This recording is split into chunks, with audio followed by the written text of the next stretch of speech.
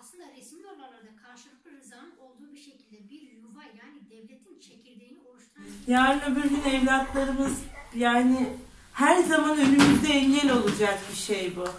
Yani telaffuz edemiyorum. O kadar utanç verici bir madde ki hiçbir şekilde alakası olmayan bir şey. Tamamen gönül rızamız var, resmi nikahımız var, evlatlarımız var. Aradan 10-11 yıl, 15 yıl geçmiş evlilikler var. Sen 10 sene sonra senin eşin telaffuz edemediğin bir maddeyle, bu bize iftiradır. Biz bunu kaldıramıyoruz. Ben bir eş olarak eşimin, evlatlarımın, babasının, hayat arkadaşımın bu şekilde bir şeyle yargılanmasına ömür boyu, oradan çıktıktan sonra da bu kara leke, hadi cezası bitti, 3 yıl geçti, af olmadı, devletimiz duymadı diyelim. Çıktıktan sonra ne olacak?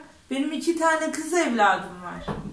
Benim eşim hiç hak olmamışken devletimiz bir kara lekeyi, bu iftiradır ya, iftiradır. Şerefiyle, namusuyla evlenmiş, baba olmuş, çocuk sahibi olmuş insanların alnına sürülmüş bir kara lekedir. Biz gene, ben lafımdayım, kendim ve arkadaşlarım adına konuşuyorum. Biz bir grup olduk, benim gibi olan, evlendiği için eşleri cezaevinde olan arkadaşlarımızın da amacı bu. Biz hani ileriye dönük, işte bundan sonra evliliğin yaşı olmasın, herkes istediği yaşta evlensin demiyoruz.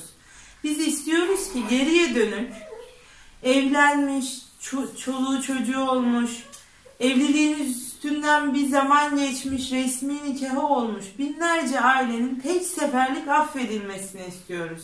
Bundan sonra gene uyulsun 18 yaş sınırına. Ama bundan öncesi için ben kendim evlendiğimde evlenmenin yasak yani hangimiz düşünebilirdi? Evleniyorsun ama yasak. Kimden yasak? Allah izin vermiş.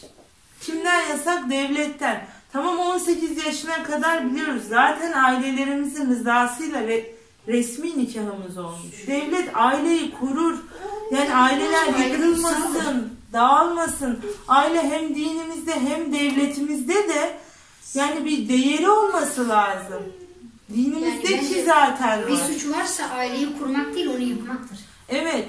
Yani bizim yaptığımız, yani hiç ne ben ne benim gibi olan arkadaşlarım, İnanın bunu kimse bilemezdi. Şu an evet, şimdiki gençler biliyordur, şimdiki aileler, sizler biliyorsunuzdur. Küçük evlenmeyin diye evlatlarınıza, tanıdıklarınıza söylersiniz. Çünkü bizleri gördünüz. Biz bunları görmedik. Ben 11 yıl önce işte ne bileyim medyadır, televizyonda küçük evlendim, yasak, hapse atacağım, böyle bir medya haber görmedim. Bu şekilde de gündemde oldu. Yani şu an belki bilmeyen kalmamıştır, küçük evlenmeyin. Benim evladım 10 yaşına geldi. Diğer evladım 3 aylıktı kucağımda. İnşallah tek istediğimiz, yetkililerimiz defalarca söz verdi. İnşallah bu sefer sözlerini tutarlar. Tek istediğimiz bu. Binlerce mağdur çocuğun, eşin, tek istediğimiz bu.